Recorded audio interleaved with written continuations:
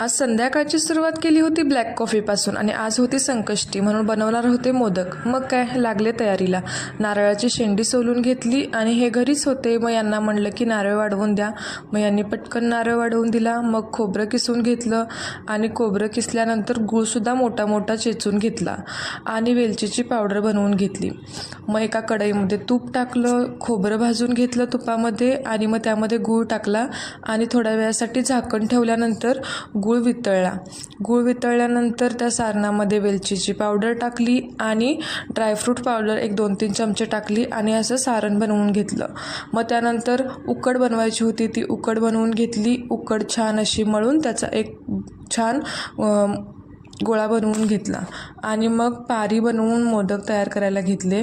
मोदक बनवले आणि मोदक उकडायला ठेवले आणि आज संकष्टीचा दिवस होता त्यामुळं मोदक कंपल्सरी झाले.